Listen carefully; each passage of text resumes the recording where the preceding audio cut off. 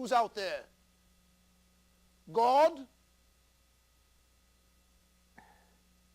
Mephistopheles?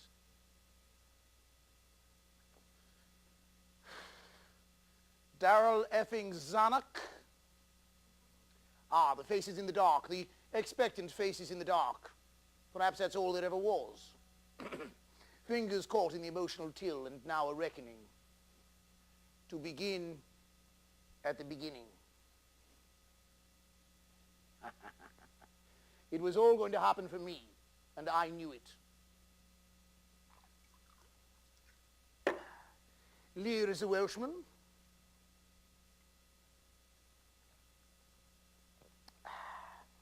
Clear in Welsh. That's double L-Y-R. The word England is never mentioned in the play. Lear is King of Britain. Shakespeare's writing about pre-Anglo-Saxon Britons, the Welsh. He deliberately mangles the language.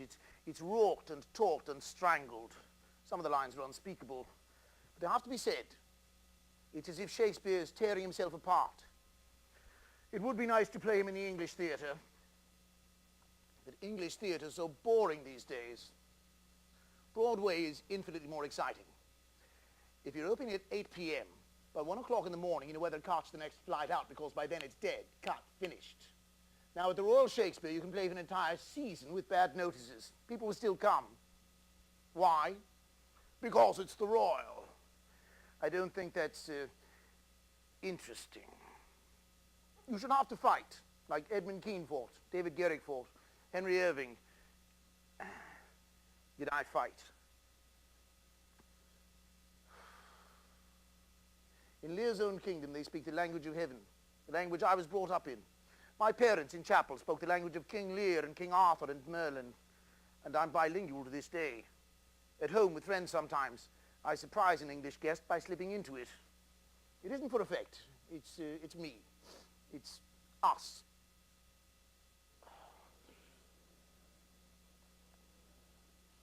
What the hell do you think spies are? Moral philosophers measuring everything they do against the word of God and Karl Marx? Well, they're not. They're just a bunch of seedy, squalid bastards like me. Little men.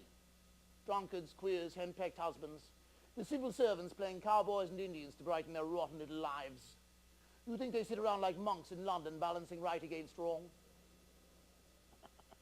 Yesterday I'd have killed Munt because I thought him evil and my enemy. Today he is evil and my friend. London needs him. They need him so that the great moronic masses that you admire so much can sleep soundly in their flea-bitten beds again.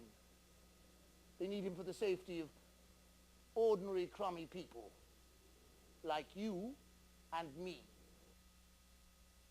I would dream of my brother Ivor, who died 4 years earlier. Ivor was a father to me, kind, gentle, strong, never spared me frankness.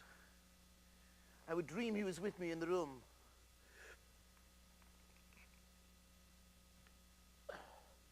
It was the autumn of 1968, the accident happened. I suddenly had this urge to take my daughter Kate back to Switzerland to see her first home, Pays de Galles. We had taken Kate to lunch, and as I had settled in for afternoon cocktails, Ivor dutifully went on ahead to heat the place. By the time I got round to coffee, 2 hours had passed.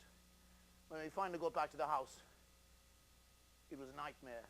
Ivor was lying in the snow. His neck was broken. He was barely alive. He'd been there 2 whole hours.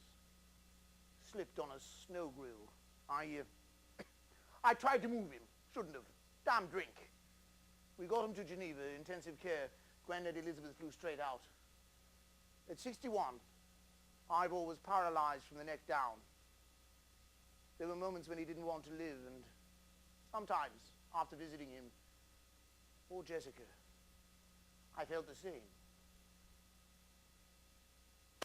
His life was gentle, and the elements so mixed in him that nature might stand up and say to all the world, this was a man. I got back to work. That was something. Playing Churchill. Well, if an Irishman called Harris can play Cromwell, I'm pretty sure a Welshman can manage Churchill. One time I was playing Hamlet at the Old Vic. I had just begun the performance. when I could hear this dull rumble coming from the front row of the stalls. Well, it was Churchill speaking the lines with me, and I could not shake him off. I tried going fast, I tried going slow, we made cuts, and each time there was a cut, a small explosion occurred. What the devil, where are we? Now, the old man was notorious for not staying throughout his performance if he disapproved. So during the interval, I looked out through the, spy hole in the curtain. Gone. We'd lost him.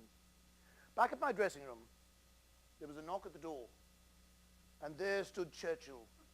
He gave a deep bow, like the great Elizabethan courtier he was, and he said, "My Lord Hamlet, may I use your toilet?" And he did. Gradually, I was aware of someone in the doorway and turned my eyes that way and saw, carved in the sunlight, a man who stood watching me. So still. There was not other such stillness anywhere on the earth. So still the air seemed to leap at his side. He came towards me, and the sun flooded its banks and flowed across the shadow. He asked me why I stood alone. His voice hovered on memory with open wings and drew itself up from a chime of silence as though it had long time lain in a vein of gold. Tomorrow and tomorrow and tomorrow. My ein hulen in our wedi gorffen. Our revels now are over.